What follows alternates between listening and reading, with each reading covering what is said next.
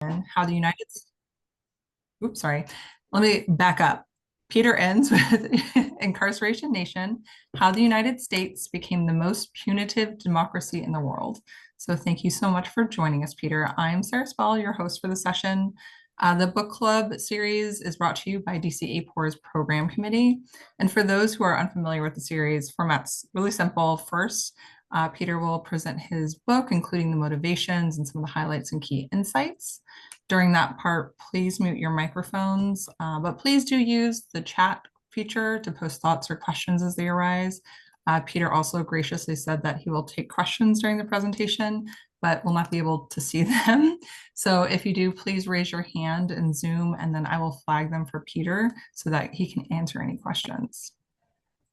Then at the end, we'll open up the floor for more discussion. We'll start with some items from the chat box and then open it up more generally.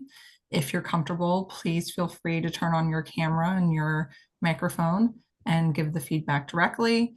You're also welcome to contribute reactions and comments to each other and as this discussion and not solely a question and answer. So at the end of the hour, the DC-AAPOR program chair, Melissa Sedade, will announce the name of the member who has won a copy of today's book. And it is now our pleasure to introduce our guest. If you're not on mute, can you mute yourself? Okay. Peter Enns is a professor of government and a professor of public policy at Cornell University and the Robert S. Harrison Director of the Cornell Center for Social Sciences. He is a co-founder and chief data scientist at Veracyte. His research focuses on public opinion and political representation, mass incarceration and the legal system, and data science. He generated the most accurate 2020 US presidential election forecasts, correctly predicting a 49 out of 50 states more than 100 days before the election. And he is a principal investigator for the NSF-funded Collaborative Midterm Survey. Peter has published 3 books, Hijacking the Agenda, Incarceration Nation, and Who Gets Represented, and dozens of academic articles and op-eds. His research has been funded by the Economic and Social Research Council, FWD.US, the Koch Foundation, National Science Foundation, Robert Wood Johnson Foundation, and Russell Sage Foundation. In 2017, he received the Emerging Scholars Award from the Elections, Public Opinion, and Voting Behavior section of the American Political Science Association, presented to the top scholar in the field within 10 years of his or her doctorate. With that, I will pass it over to Professor Enns. All right, thanks so much for the introduction. I really appreciate that. And I'm super excited to be talking about Incarceration Nation with you all today. Of course, I was incredibly honored and surprised when I got the AAPOR Book Award for this book. But that's why we're here, and I'm excited to talk about it. And really the backdrop for Incarceration Nation, this book, is thinking about the US incarceration rate. And I'll link this to public opinion, which is really a theme of the book, and likely of interest to folks here since we're through DC-AAPOR. And what I'm showing you now is the US incarceration rate in the 1950s. And it was really in between Finland and Denmark. And most folks who study, so I'm a political scientist by training, most folks who study comparative politics don't often study the US in tandem with Finland, Denmark, Norway, and Sweden, because these social democratic countries have large welfare states, different economies. And so the similarity of the US incarceration rate with these countries might be pretty surprising. But if we fast forward through the 60s, it looks pretty similar. And if we fast forward farther to the 70s, we can see the incarceration rate of the US starts to trickle up. The 80s, it goes up much more. The 90s, it keeps going up. And by the mid-2000s, the US has the highest incarceration rate in the world. And so the book, Incarceration Nation, is really, I set out to try to understand, why did the US incarceration rate increase so much? And I think as a starting point, it's important to understand that having the highest incarceration rate in the world has massive economic, social, and political costs. Economically, I think it's pretty straightforward. It costs a lot to incarcerate so many individuals. The social costs, I think, are also pretty straightforward.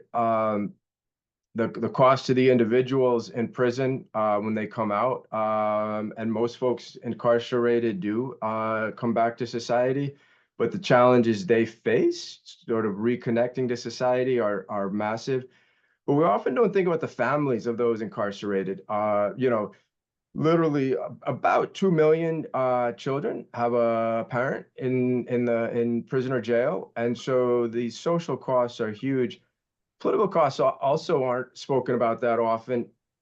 Many states still don't allow those who have been convicted of a felony to vote, even after they've been released from prison. One interesting example, in Florida, of course, in 2000, the presidential election came down to about 540 total votes in Florida, as we know, and there were about 500,000 folks ineligible to vote in Florida. And so thinking about the implications of the US incarceration rate, pretty massive.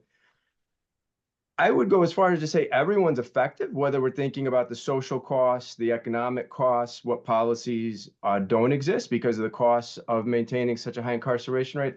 But it's also important that not everybody's affected equally. And so due to biases in the legal system, African Americans, Latinos are more likely to be incarcerated. Those of lower socioeconomic background are more likely to be affected. So there's huge costs, but they're not distributed equally. They don't affect everybody equally across the country. And just one more example, in the 50s, the whites made up the most of those incarcerated, and today it's African Americans and Latinos. So not only has how many people are incarcerated changed in the US, who is locked up has changed dramatically. So the argument of the book, and what I'll talk about a little bit today, is that as crime shifts, news coverage of that crime basically follows the crime reporting, and then public opinion follows, becoming more or less punitive depending on the news coverage of the shifting crime rates. And this affects policy, and then in turn, the incarceration rate. So that's the argument of the book. I'm not going to have time to hit on all of these points, but that's the overall argument of the book. And I argue that these relationships, and I'll show you some evidence, are systematic, but just because they're systematic doesn't mean they're rational. And what I mean by that is the shift in crime rate has been an important part of this process. It's sort of the first component of this chain of events, I'm arguing. But the response, even if it's been a systematic response, has been an over response, meaning the rise of mass incarceration is in part a function of shifting crime, but we're over incarcerating. We've gone way too far. But one thing what I'll do is I talk about the book is point out how what I'm saying contrasts with a lot of conventional wisdom. And so this is an important book by Beckett and Sasson, and they argued there's no evidence that political elites' involvement in the war on crime and drugs was a response to popular sentiments.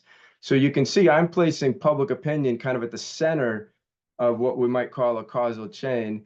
And that's really going against the grain of conventional wisdom. There's another aspect that I'm going against the grain, and that's thinking about crime and the incarceration rate. So I want to start here because, again, crime's sort of the first component, and incarceration's the last component of how I think this all fits together. And Glenn Loury, prominent economist, he writes, for 2 generations, crime rates have fluctuated with no apparent relationship to a steady climb in the extent for imprisonment. Marie Gottschalk, a political scientist, says most experts in criminal justice basically agree that there's no general relationship between crime rate trends and the rate of incarceration. And Elizabeth Hinton, a historian, writes, the best research on this issue has yet to reveal a direct relationship between crime trends and incarceration.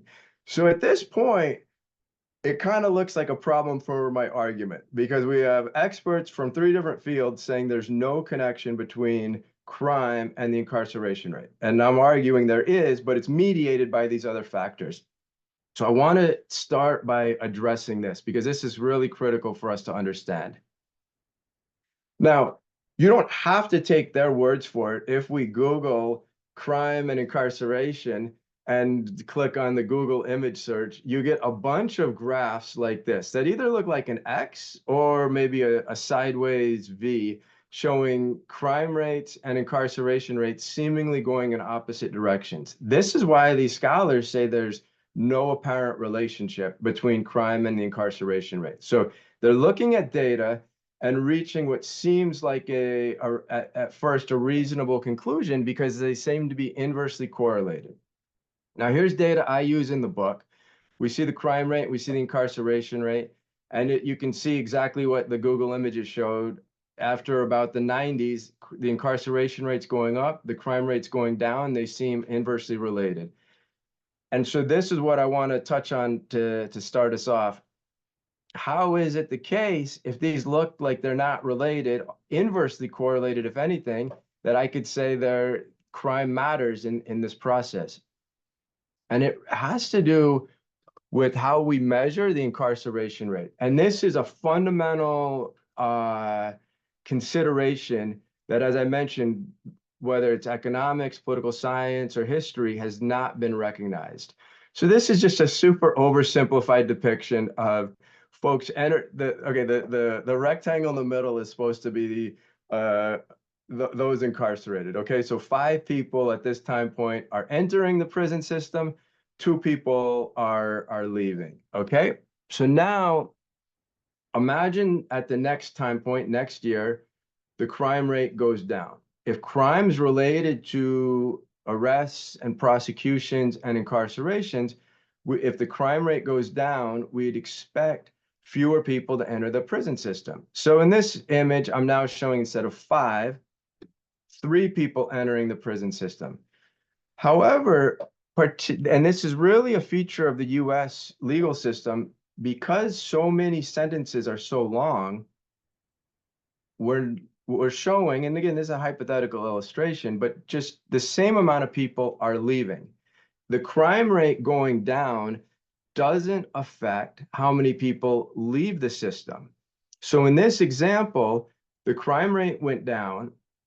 3 people instead of 5 people entered the prison system. But because only 2 people are leaving, the incarceration rate went up a net of 1.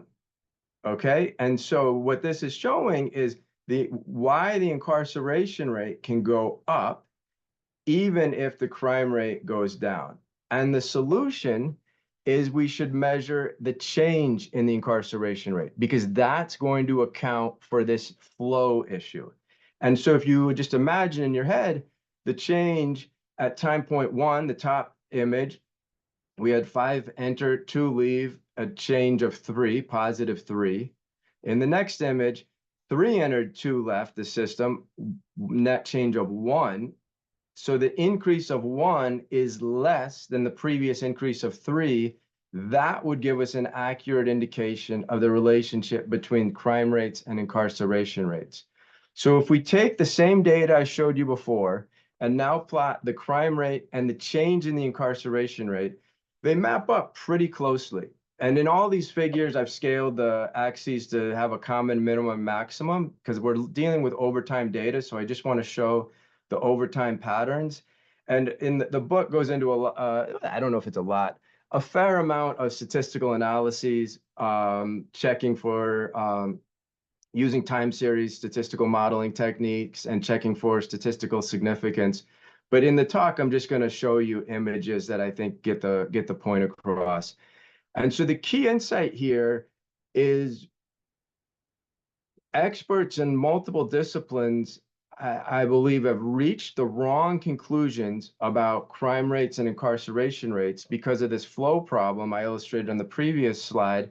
And if we analyze the change in the incarceration rate, we're now going to reach the correct conclusions. And so that's a critical element. And again, crime is not the whole story. And I'm going to argue that news coverage and public opinion matter, but so it's not the whole story, but I believe it's wrong to conclude it doesn't matter at all. So let me get now to the public opinion component. And again, if there's any questions, feel free to flag. I can't see all of the people here, but Sarah will help out. So I argue in the book, there's a lot of reasons to think public opinion might influence the legal system. One, many states elect their judges and prosecutors, so we have an actual electoral component involved. And then also state legislators and federal legislators, they influence the incarceration rate through a variety of factors. One is just budgets, budgetary spending on police, on prisons. Another is actual sentencing components and the laws. What is a law? And so the political politics influence the legal system immensely. And if we think public opinion plays a role in politics, and some people argue it doesn't, but if we think public opinion plays a role in the US, then it should matter. So that's a theoretical argument. But again, this turns out to be pushing back against quite a bit of literature. And so Smith says the increase in state incarceration rates is not a response to citizen attitudes. Spellman says public opinion is a dog that does not bark. That's my dog Grumpy right there. Grumpy probably will bark at some point during my talk because usually he's not grumpy, even though that's what my kids named him when he was a puppy. But hopefully we don't get too much barking from my dog. And Veshla Weaver says public concern with crime is the tail to the kite of elite initiative. In other words, if anything, public opinion's responding to political elites, it's not leading the way. And of course, I'm arguing the opposite, that public opinion was a key driver of the rise of mass incarceration in the United States. So the book involves 3 case studies. I'll touch a little bit on one of them. The first is looking at Barry Goldwater. Veshla Weaver says the person to succeed in raising the public's awareness of crime was Barry Goldwater. I show, I think, well, hopefully convincingly, that this wasn't the case. And just a quick explanation. Political scientists argue that campaigns, presidential campaigns aren't really that influential in terms of voting. In the introduction, Sarah mentioned I've done some election forecasting. That's precisely why we can forecast the election with a high degree of accuracy more than 100 days prior. Turns out the campaigns aren't that influential. Well, if we accept that, Barry Goldwater's pretty recognized for having one of the least successful campaigns ever. So it would be pretty surprising if Goldwater would actually influence the public so dramatically if the public usually isn't that influenced by campaigns, and his campaign was not considered one of the more successful. Johnson, some attributed to Johnson leading the way. Elizabeth Hinton writes, Johnson led the federal government in making law and order and the restoration of domestic tranquility its primary responsibility. And I bring evidence to bear that Johnson was actually following public opinion and not leading it. But probably the most salient example of political elites leading the way is Richard Nixon. And Catherine Beckett writes, as a result of its prominence in the election campaign, the crime issue received an unprecedented level of political and media attention, and the conservative initiative bore fruit. And so she's arguing that Nixon's attention to crime was a strategy, and that bore fruit, that garnered public attention, that got the public concerned. And what I'll show you now is some examples from Nixon's presidential library and archive that they didn't decide to be concerned with crime to lead the public. They were actually following the public. And so here's a memo from June 9th, 1968 during the campaign. And you can see the names of who this was to. And these are individuals who were sort of really the high ups in Nixon's presidential campaign. Many of these folks ended up after he won in the White House.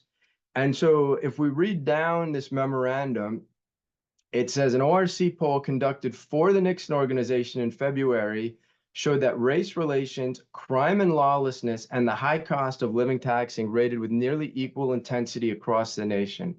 The memo goes on. The implication is clear for these states. Nixon should campaign to manual workers on themes such as law and order that appeal to them and stay away from economic themes that alienate them.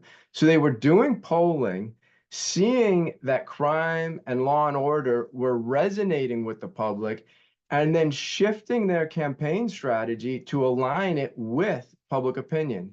Here's another example. This is a July 13th memo. Again, you can see the names, many of the names overlap. And this one said they were looking at Gallup data. The last three Gallups have been remarkably stable in the spread between Humphrey, RN for Richard Nixon, between 40 and 42 for Humphrey, between 35 and 37. The gut vote then is leaning toward Humphrey, but this group is not happy. It's concerned in particular about the following things. Number one, crime. So at this point in July, they're looking at Gallup data, seeing Nixon trailing to Humphrey and saying we need to focus number one on crime. So this, to me, is evidence that Nixon wasn't leading the public. The public wasn't the tail to the kite of Nixon's initiative. Nixon and his campaign were following the polls and adjusting their strategy. Now, there's another consideration we've got to keep in mind if we want to, or I guess if I want to try to convince you of the public opinion hypothesis, and this is it's been stated by Marie Gottschalk. She writes, depending on which aspect of criminal justice policy we look at, we get different indications of public preferences. And Colin Fisher and Applegate, they sort of are making the same point, but they word it differently. They say support for get tough policies is mushy. So if public opinion on the issue is mushy, or if we look at different, get different indications, it would then be surprising if politicians or elements of the legal system were indeed responding to public opinion. And so I want to show you why it looks like public opinion on this issue is mushy, and then show you why it still sends a clear signal to political elites. So here's why it looks mushy. So this is actual data, and this is why people have reached this conclusion.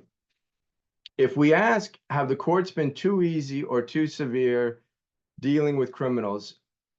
83%. So this, I believe, was from the 1980s. I'll show you some more data on the next slide. But 83% saying the courts have been too easy on criminals, 1% too severe. That looks very, very punitive. If we ask, are you in favor of the death penalty? 66% at this time said yes, 25% said no, 66% in favor of capital punishment. That looks pretty punitive. If we ask, what do you think should be the main emphasis in most prisons, punishing or trying to rehabilitate? Almost half say you're trying to rehabilitate, less than 1 in 5 punishing. This is the type of results that led folks to say, seems like public opinion's mushy on this issue. Depending on how we ask the questions, we get wildly different results. And, you know, for the folks on this call, we know this, right? Question wording matters. We're going to get different results depending on how we word the question. But if it's mushy, why are politicians responding one way or the other? And now I'll argue what's happening. It turns out that no matter how we ask the question, from 1970 to the mid 80s, responses were getting more punitive for each of these questions. So again, when I showed you the previous slide, the public looked the most punitive on the court's too lenient question and the least punitive on the main emphasis of prisons should be punishing. So that's the difference on the y-axis here, right? So the higher values correspond to more punitive. And so we see the same thing. But between this time period, if we only looked at the court's too lenient, more folks in the 80s than in the early 70s are saying the courts are too lenient. We would conclude the public got more punitive. If we looked at favoring the death penalty, there was more of the public was in support of the death penalty in the mid 80s than the early 70s. Based on that question, we'd conclude the public got more punitive. If we looked at the main emphasis of prisons should be punishing, there's less support overall, but the public clearly got more punitive, going from about 10% to about 20% in the course of a decade. So all three of these questions are sending the same signal. If politicians are paying attention to how public opinion changes, which I think they have the most reason to do, it doesn't matter what question they look at, they're getting the same signal of the public getting more punitive. So what I do is I take every question I can find that might plausibly be related to whether the public's punitive or not, and I see how many, and I look for these questions that have been asked more than one time point. And most of the data come from the Roper Center for Public Opinion Research. I find 33 questions that have been asked multiple times. So they've been asked a total of more than 400 times, because each of these 33 has been asked at multiple time points. Some only 4 or 5 times, others almost every single year. And these questions ask questions like support for the death penalty. If you're more supportive of the death penalty, I code you as more punitive. If the courts are too lenient, punish criminals. If you say they're too lenient or they should punish criminals, it's on the punitive side. If you support more spending on the police and the criminal justice system, it's on the punitive side. So I'll show you how these data look over time. This is support for the death penalty over the time. This is the courts are not harsh enough. This is we should punish criminals more, spend more on halting the rising crime rate, cannot depend on the legal system, we're not confident in police protection. And if we put all those together, we get what I would say is a measure of the public's punitiveness, public support for being tough on crime. So essentially, we could just average those responses. I use a factor analytic approach, essentially an algorithm that extracts the common over time variance. But what I'm trying to show is even if any two questions at a single time point might suggest different things about the public's punitiveness, these questions over time all send a similar signal. And if we combine those, we can get an overall measure of how much the public supports for being tough on crime, and specifically how much this changes. So this is the same exact data, except I've just shortened the y-axis and added some uncertainty estimates in gray. So this is what I would call the percent of the public that's punitive from the early 50s to the 2010s. And this is the crime rate I showed you before. And this is, again, me putting the public's punitiveness on top of that. And so recall that I argued that the public doesn't respond directly to the shift in crime rate. The public's responding to news coverage of crime. And if it's helpful, I can show some additional evidence of that during the Q&A. But this looks to me, and again, the book includes statistical analyses and some vector autoregression analyses, which look at which series is moving, is one series following the other. But the early 50s, we get a little bit of a disconnect, but for most of the time period, most of the 60 plus years, public opinion seems to be following the crime rate. And then if we plot the change in the incarceration rate, it maps up. Yeah, was there a question? I think someone just went off mute for a Okay, second. no problem. And so this is the sort of argument of the book, that these move in tandem.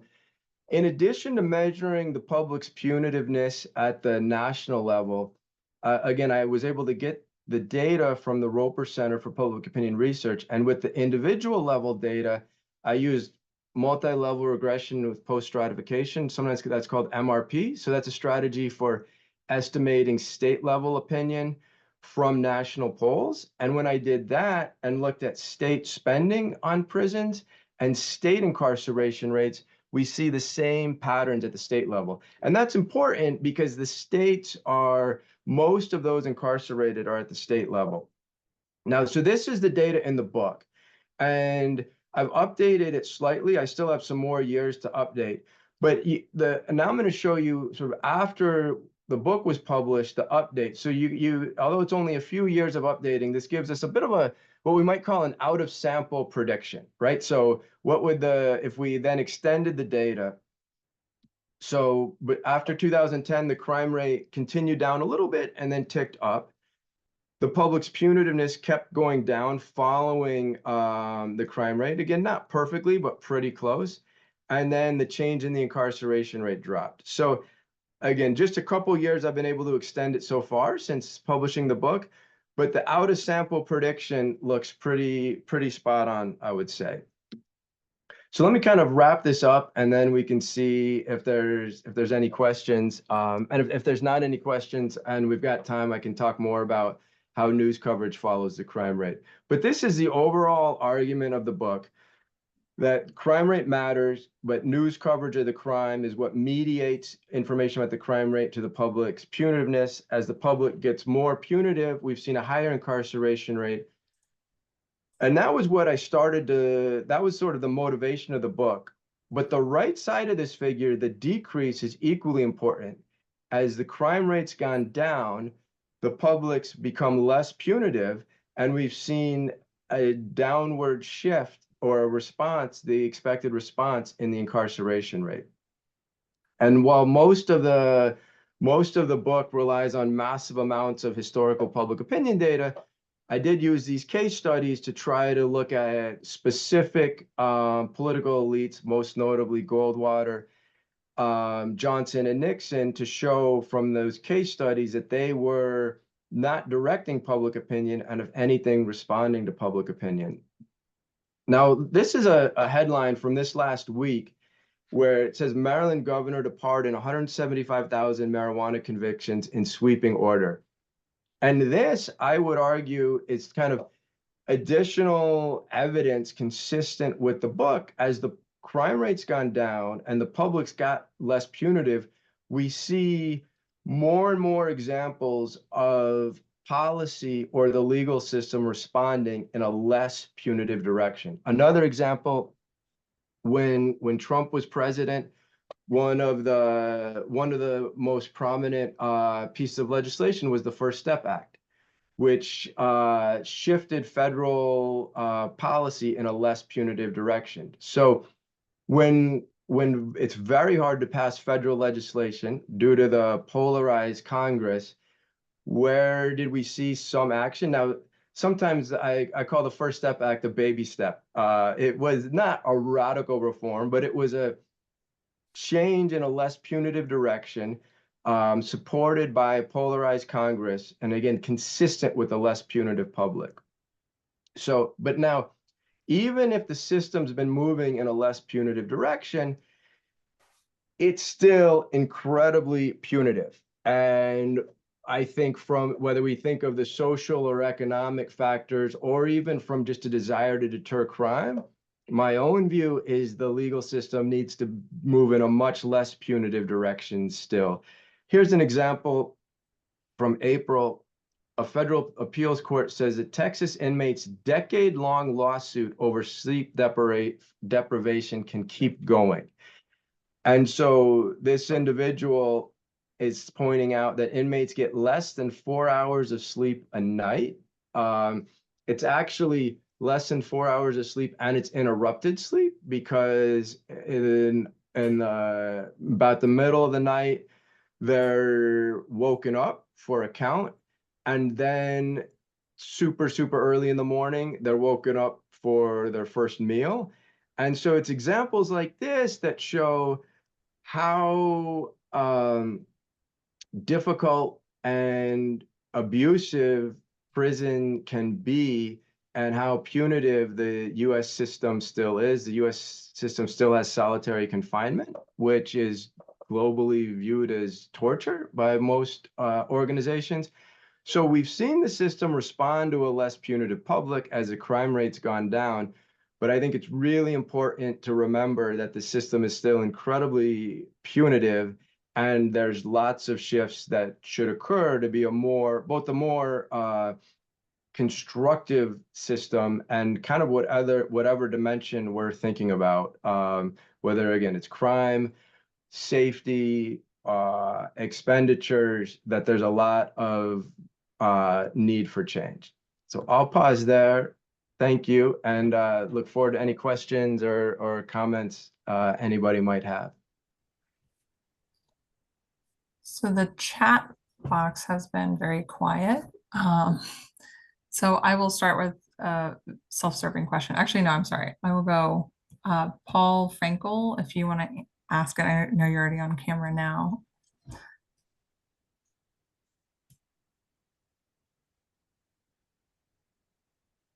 Okay, I'll read Paul's question. Sorry. So, what's the prediction about the change in incarceration since the highly public murders of George Floyd, et cetera? Yeah, that's a really good question, and I would say a couple things. So one, the public nature of those illustrate how technology changes things. And my book, the data weren't able to be super recent. So in a way, I haven't looked into sort of how social media changes this. But I think that some of the public nature is a social media change, and everybody having a phone on their camera and being able to publicize this. And then as that's visible, that reinforces a decline in punitiveness, right? Sort of people, doesn't change everybody right at the moment, but people start getting different streams of information. It makes the issue more complex and shifts.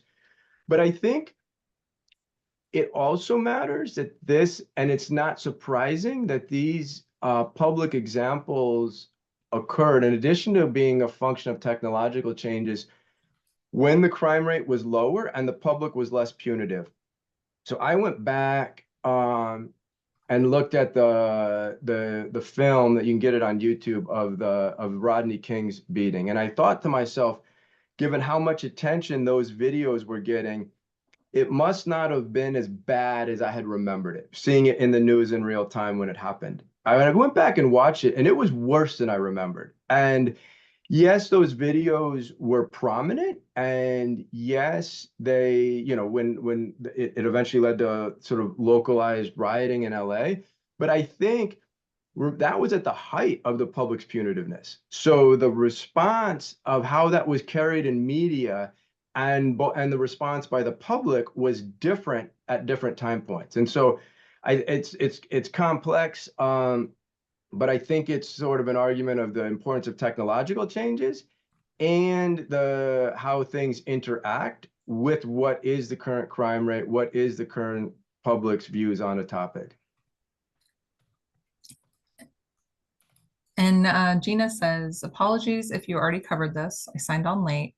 But do you see any incongruencies across subgroups, especially Black, white, and Hispanics, given differences in incarceration rates? Yeah, no, that's a great question. Thanks, Gina. I did not talk about this. So a couple things I'll point out. One, whites are systematically more punitive than African Americans and other racial groups. What I show in the book is they still move in parallel. And what I mean by that is, if we think about an intercept shift, whites tend to be more punitive, African Americans less punitive. Through the 80s and 90s, both groups got more punitive. And afterwards, both groups have gotten less punitive. And this is consistent with Bob Shapiro and Ben Page's research. They call it parallel publics. It's also consistent with James Foreman Jr.'s book called Locking Up Our Own, about kind of African Americans in the criminal legal system. So there's differences in attitudes, but they shift in tandem. So that's an important point. Another point I want to bring up that may have come to mind and relating to, in particular, racial groups. When I gave the examples of the survey questions I include in the measure of punitiveness, it may have jumped out at folks. None of those are measuring racial bias. And we know there's racial biases in the legal system. And we also know racial bias influences punitive attitudes, right? If we do an individual level analysis of what predicts punitive views on the legal system, the more punitive the individual, I'm sorry, the more racially biased, the more punitive. So you might think, well, where is this in the story? Where is this in the data? And the challenge from, as we may know from public opinion and survey research, is social desirability bias. People may not indicate their bias, and that social desirability bias has changed over time. So if we plot racial attitudes over time, the public looks more liberal over time, right? And how much of that is a real shift and how much of that is a change in social desirability bias. And so my desire to, the importance of this is why I don't measure it directly, I measure it indirectly. And what I mean by that is, if support for the death penalty includes racial bias, by looking at death penalty attitudes, it's incorporating racial bias. If the view that we should spend more on police incorporates racial bias, it's including that. And so I'm very cognizant of how race and racial bias matters for public opinion and also the legal system more broadly. But so my analysis doesn't let me tease out how important it is, but it's implicitly included because we know it influences the questions I'm using to analyze. I'm going to ask a follow-up question to that. So that's sort of getting at like racial bias, but you have a great chapter on how the political elites respond. And I'm wondering if you could say a little bit more about, in your work, you're using general population surveys, whether political elites put more emphasis on voters, or if they put more emphasis, like if they have information on subgroups. Yeah, that is, right, and I do have some surveys of political elites and sort of show how that they're following the public, but who they're following, I don't have good evidence on. Now, I'll give my own view is sort of, kind of goes back all the way to V.O. Key and the notion of latent public opinion, and this idea that a strategic politician isn't just worried necessarily about voters, but if the politician does something that angers the electorate, non-voters can become voters. Those not paying attention to the issue may start paying attention to the issue if there's a controversy. And so, from my political science background and theoretically, I think there's often less catering to sort of specific subgroups. Now, of course, a localized politician is maybe thinking of their local district, but especially at the federal level or even a state level, it's more if public opinion is shifting, and we know different groups tend to shift their opinions in parallel, that's the best indication of what's on everybody's mind. And so my sense is that's the overall signal they're thinking about. But I also wish I would be interested to hear others' thoughts, especially over time. What would be some strategies to look at to try to tease out if there's some groups that are responding to more than others? Thanks. And Melissa has a question. Are your crime rates record-based, like FBI, or self-reported NCVS? Yeah, I love that question. They're not from the NCVS. They're FBI data, and they're those give different indications, right? So the NCVS is federal, very large survey asking people about their victimization experiences. So that's really a probably the closest we have to an objective measure of the crime rate. And the FBI data are from local police departments sending their data to the FBI. And they give different numbers of crime rates. Interestingly, there's sort of a couple, I guess maybe 3 points I'll add to that. Over time, once you standardize them, they do move in pretty similar ways. So I don't know that we would get majorly different conclusions.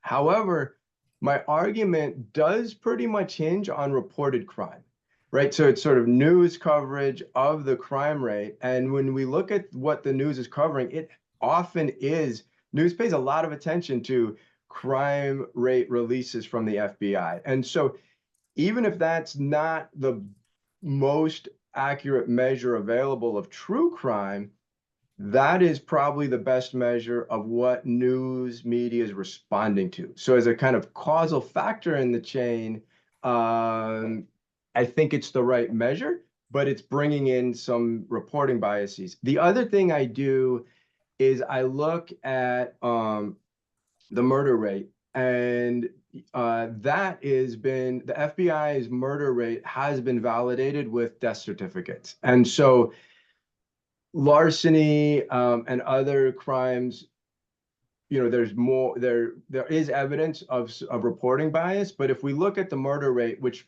tracks my measure of violent crime incredibly closely, there's not much dispute on that data, because again, using death certificates, which are official administrative records, it lines up there. But that's my thinking. But if there's any follow-ups to any of my responses, please, I'm eager to hear them. A follow up to Paul's earlier question, which he references social media. I was wondering if you'd say something more. I feel like, and this might just be my generation, I'm not reading papers. I am not watching local news. I know we have like research that people aren't reading print papers as much. That might be more local. Can you say a little bit more about how you think the shift in where people get their information in media might change? Yeah, I think it probably has the most difference at the partisan level. And so, we were talking about subgroups earlier, and through the 70s, 80s, 90s, so Republicans tend to be more punitive, Democrats less so, independents in between. They're all moving more punitive.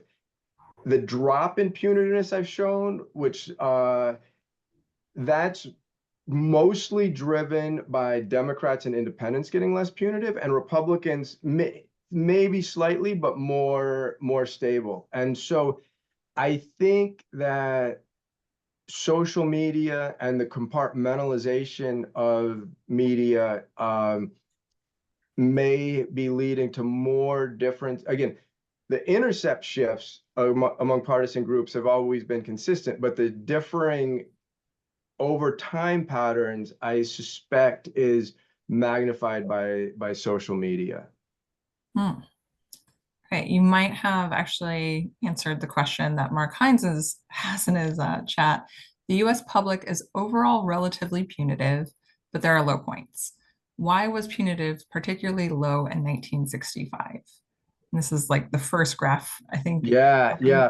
But yeah, and so, that I think, so I would argue it has to do with the lower crime rate, but there's that initial drop in the 50s. And that's something, some of it is data limitations. We get less data in the 50s, right? I mean, just as we go back in time, the data are more sparse. But there were also some congressional hearings related to concerns about crime and youth, particularly some drug concerns, sort of wave of drug concerns in the 50s. And that, I've gone back and read through some of these in the course of the book, and some related to violence depicted in comic books. And so the crime rate wasn't so high, but I think some of the early spike, and again, it's really tough to tease out with the sparsity of opinion data, but I think may have to do with congressional hearings and news coverage of those congressional hearings, concerns about crime waves, particularly, and sort of youthful, I don't know what I think at the time was thought of as deviant youthful behavior, or deviant behavior that young people were doing. So I think that's sort of some of the disconnect, but then I think it re-equilibrated to where the crime rate was. And then after that, we see really for 50 plus years, that strong relationship between shifting crime rates and shifting public punitiveness. thank you. So I'm going to have a last call for questions.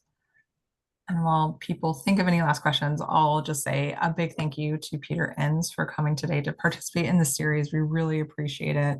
it was a super interesting book. And for those who, we always say, like, you don't have to read the book to join, but I will say it was very short and maybe lasted my commute to and from APOR this year. So a plug for jam-packed, but short. So I don't see any other questions. So I'm going to turn it over to Melissa to announce the book winner and to conclude our session today. Thank you so much, Sarah. And thank you, Peter. This was fantastic. What a fantastic presentation. What great questions and answers. So the DC member that has won a copy of our book today is Jackie McCarthy. We'll be in touch with you shortly to get details for sending you a copy of the book. Thanks for coming. Just a quick note while I've got you, that the call for abstracts for the DC-AAPOR WSS Review Preview Conference will go out in mid-July, so keep your eyes open for that.